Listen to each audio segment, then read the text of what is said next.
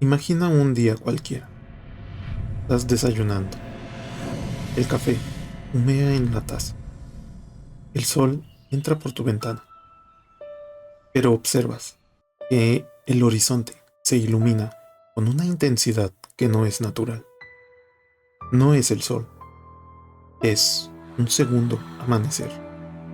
Pero este es frío, blanco y absoluto. En los manuales de la guerra se hablaba de el destello. Pero lo que viene después de el destello no es el final. Es solo el prólogo de un mundo que dejaría de reconocernos. Hoy, en Capilla Negra, dejamos de lado la política y las estrategias militares. Hablaremos de la ciencia, de las consecuencias. ¿Qué le pasa al cielo, a la tierra y a nosotros cuando el átomo se desata?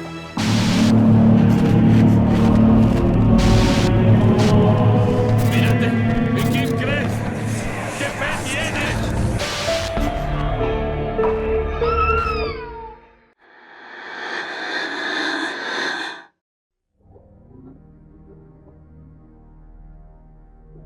En los primeros milisegundos, la explosión libera una cantidad masiva de radiación térmica. Del punto cero a los 2 kilómetros del radio, las quemaduras son de cuarto grado.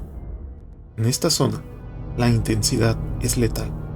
Los tejidos humanos se vaporizan o carbonizan instantáneamente. No hay tiempo para una respuesta nerviosa. Las proteínas de la piel se desnaturalizan de inmediato. Dentro de los 3-5 kilómetros existen las quemaduras de segundo y tercer grado. El destello térmico provoca quemaduras profundas que destruyen la dermis y la epidermis. La piel puede desprenderse en grandes secciones. Esto se le conoce como esfacelación. Si la persona vestía ropa oscura, el tejido absorbe más calor, agravando la quemadura en patrones que imitan el diseño de la prenda. El efecto flash blindness. La retina sufre quemaduras directas y se mira hacia el hipocentro, provocando ceguera temporal o permanente por la cicatrización del tejido ocular. Inmediatamente después del calor, llega la onda de presión expansiva. Se desplaza a velocidades supersónicas. La sobrepresión en órganos aumenta de manera súbita la presión atmosférica, que ésta puede romper los tímpanos, causar hemorragias pulmonares internas, algo que se le conoce como un barotrauma pulmonar. El cuerpo no suele ser destruido directamente por la presión del aire, sino por el colapso de edificios o por escombros secundarios. Fragmentos de vidrios y metal se convierten en una metralla que penetra profundamente en los tejidos blandos. A diferencia del calor, la radiación ionizante ataca directamente la estructura molecular del cuerpo, rompiendo las cadenas de ADN. En el radio de 1 a 2 kilómetros existe la radiación inicial. Quienes sobreviven al calor y al impacto reciben una dosis letal de rayos gamma y neutrones. En cuestión de minutos u horas, el sistema nervioso central colapsa, provocando desorientación, convulsiones y coma. La radiación ataca a las células que se dividen rápidamente. Se detiene la producción de glóbulos blancos, dejando al cuerpo sin defensas, impidiendo también así la coagulación. En el tracto gastrointestinal, las células que recubren el intestino mueren, lo que provocan náuseas violentas, vómitos con sangrado y una deshidratación extrema que suele ser fatal en tan solo pocos días. Los efectos principales en el cuerpo humano serían la vaporización inmediata, la muerte instantánea por el calor y la presión. Esto entre los 0 a 1.5 kilómetros del radio. La radiación letal, dosis superiores a 600 REMS. La muerte en 1 a 2 semanas por fallo multiorgánico. Las quemaduras de tercer grado y la destrucción total de la piel. La alta mortalidad en cuidados médicos avanzados, los cuales serían de entre los 3 a los 7 kilómetros de radio. Las quemaduras de segundo grado, ampollas severas y los riesgos de infección masiva ocurrirían entre los 7 a 12 kilómetros. Más allá de los 15 kilómetros del radio de la explosión, ocurriría la lluvia radioactiva, el fallout.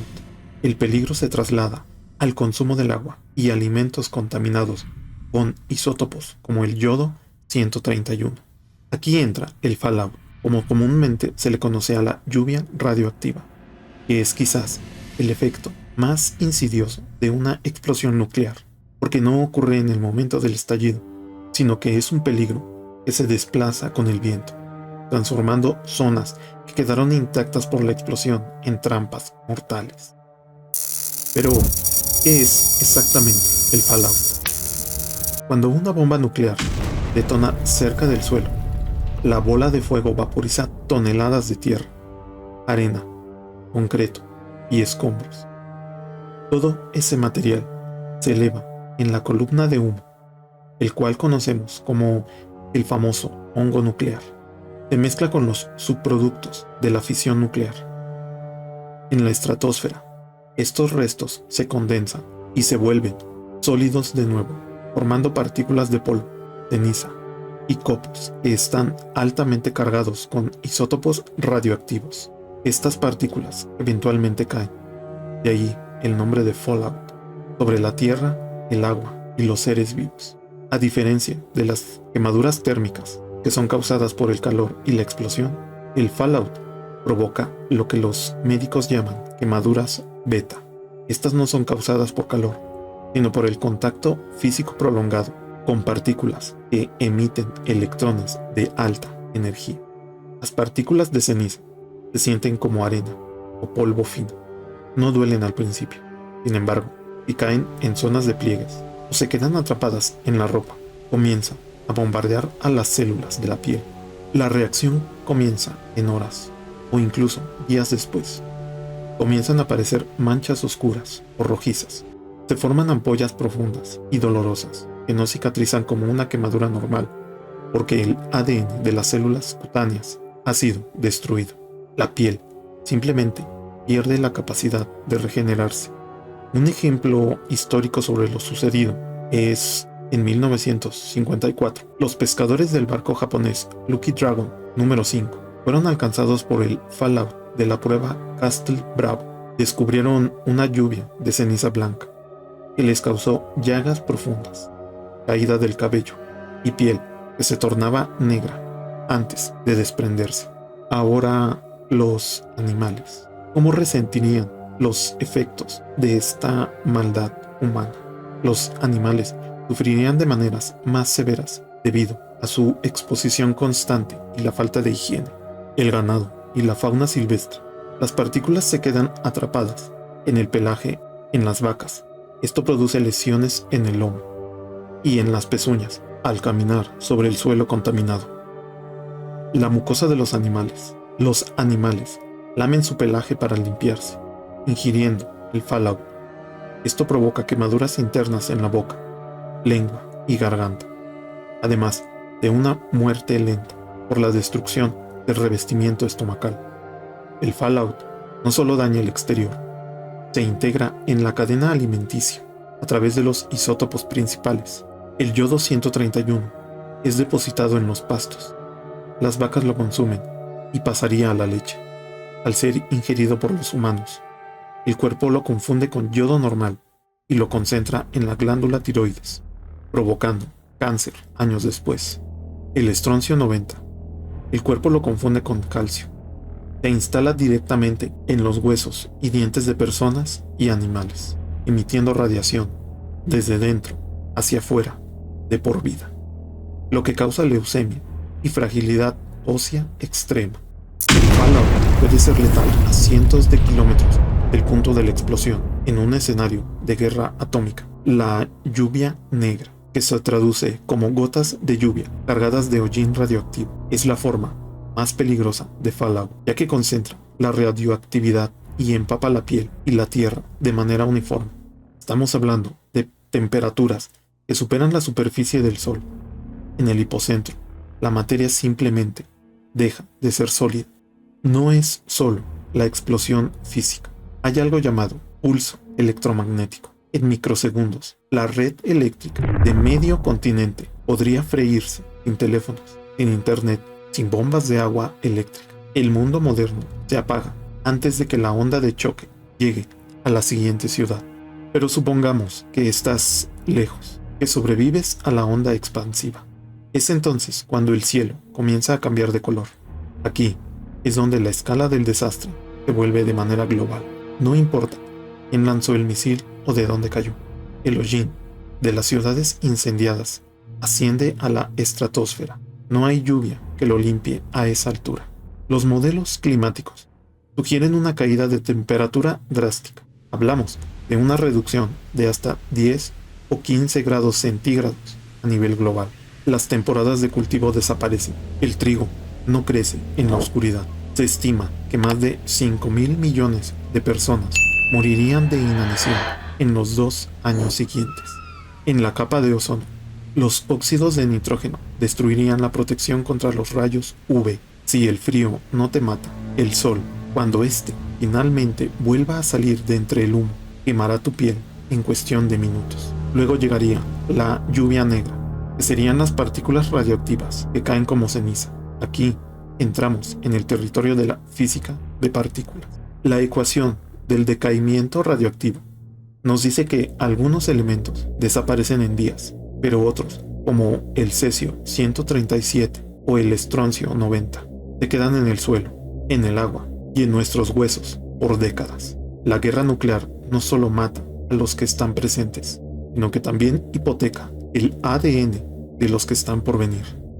Al final, la tragedia de la guerra atómica no reside solo en el estallido que lo consume todo en un parpadeo, sino en el silencio que se extiende después.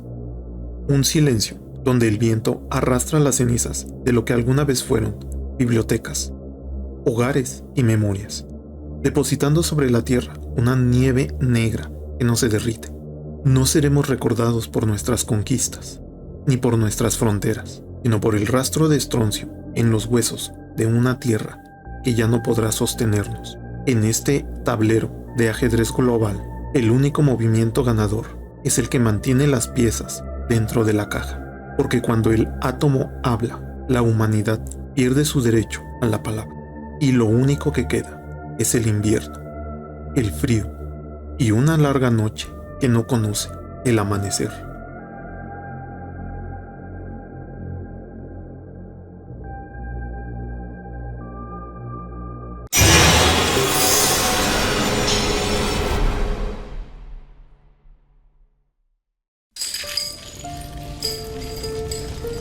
Muchas gracias por escuchar este episodio. Si eres nuevo, sigue al canal, dale like al contenido y compártelo para que más personas lo conozcan y podamos seguir creciendo. Me gustaría leer tu opinión y sugerencias. Puedes dejarme un comentario respetuoso o saludo. Nos encontrarás en Spotify, Apple Podcasts, Amazon Music, YouTube y X como Capilla Negra. Si gustas apoyar este proyecto, puedes hacer un donativo por medio de PayPal, dando clic en el link que aparece en la información del canal, o escuchando los anuncios, ya que el canal se mantiene de ellos. Si tienes una historia que te gustaría que contara, escribe al correo oficial que aparece en la descripción del canal. Violaciones, masacres, desmembramientos. Las historias más sanguinarias de crímenes y asesinos seriales las encontrarás en Capilla Negra. Soy Yael Aira. Si bailas con el diablo es quien te cambia. Te deseo perturbadores sueños.